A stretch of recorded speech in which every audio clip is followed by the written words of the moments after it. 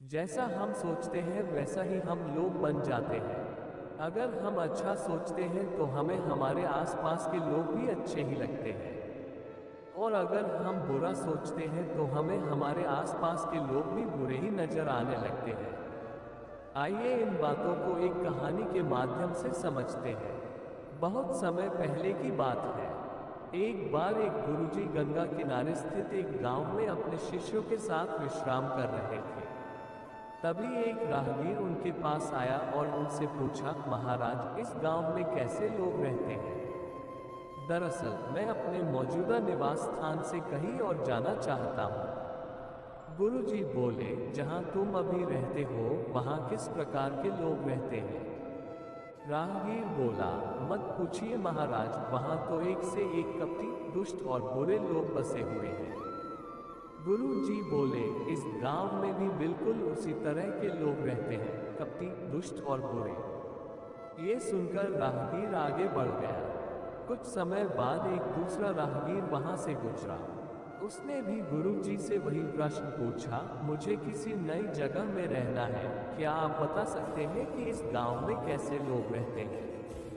गुरु जी ने इस राहगीर से भी वही प्रश्न पूछा कि जहां तुम अभी निवास करते हो वहां किस प्रकार के लोग रहते हैं?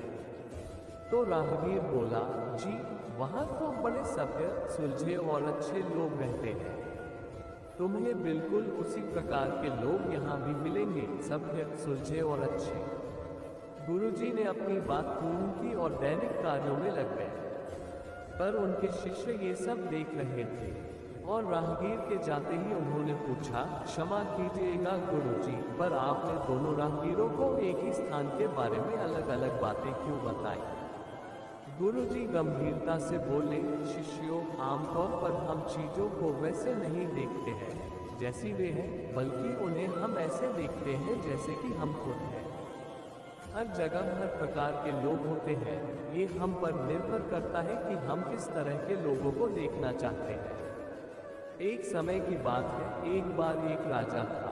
एक दिन उसके गुप्तचरों ने राजा को सूचना दी कि पड़ोसी राज्य हम पर हमला करने वाले हैं, और बताया कि यह खबर बिल्कुल पक्की है।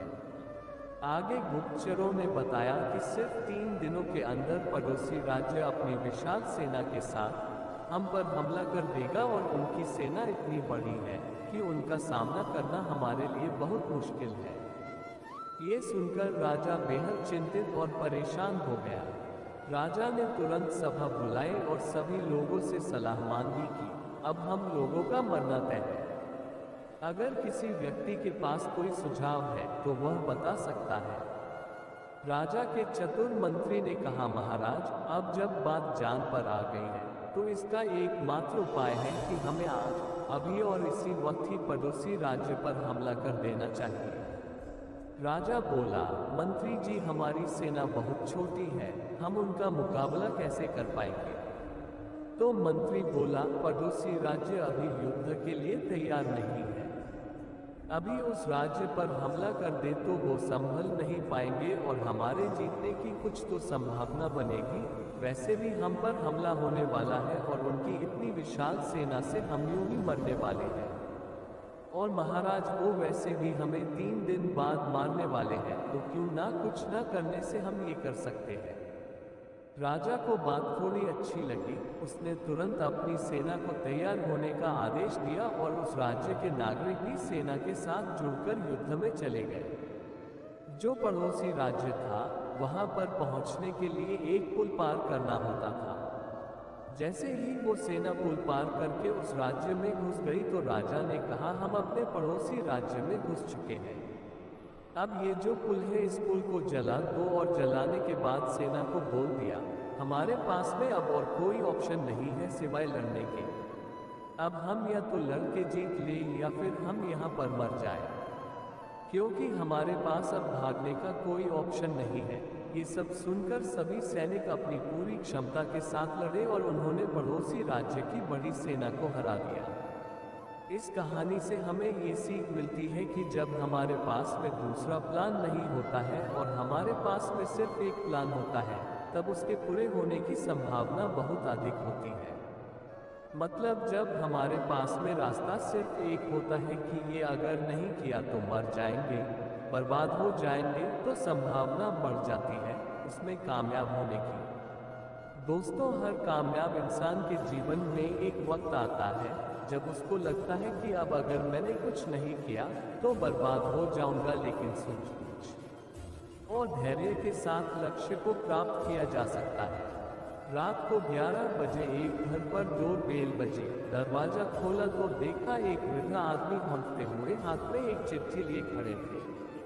दरअसल वह वृद्ध आदमी मोहन से मिलना चाहता था। मोहन ने उसको अंदर बुलाया तो उस वृद्ध आदमी ने मोहन के हाथ में वो चिट्ठी दे दी।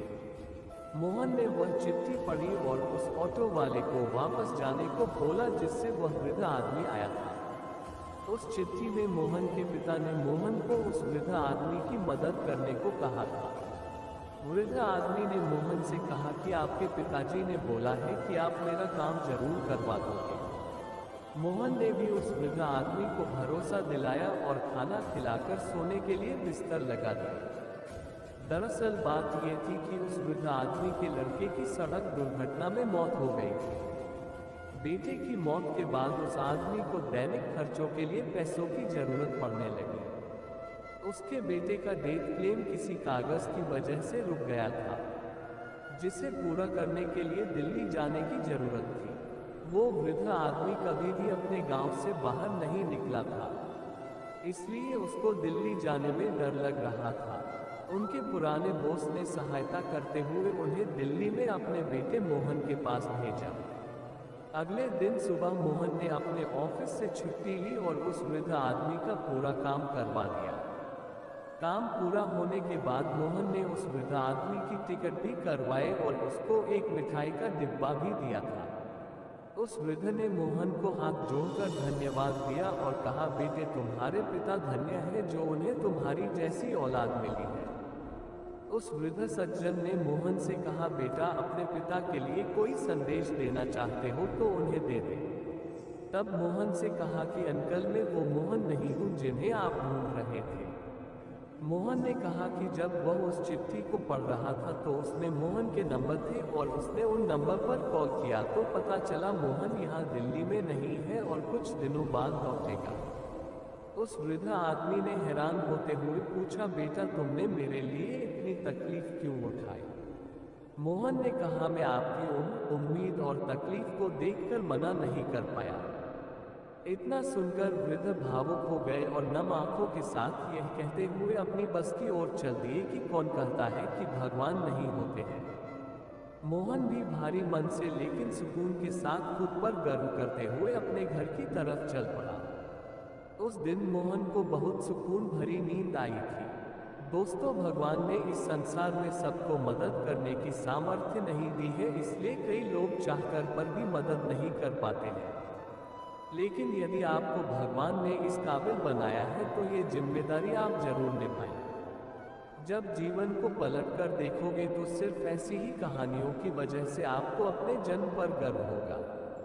यदि अभी तक आपके जीवन में ऐसी कहानियां नहीं हैं तो आप इन कहानियों का निर्माण शुरू कर दीजिए।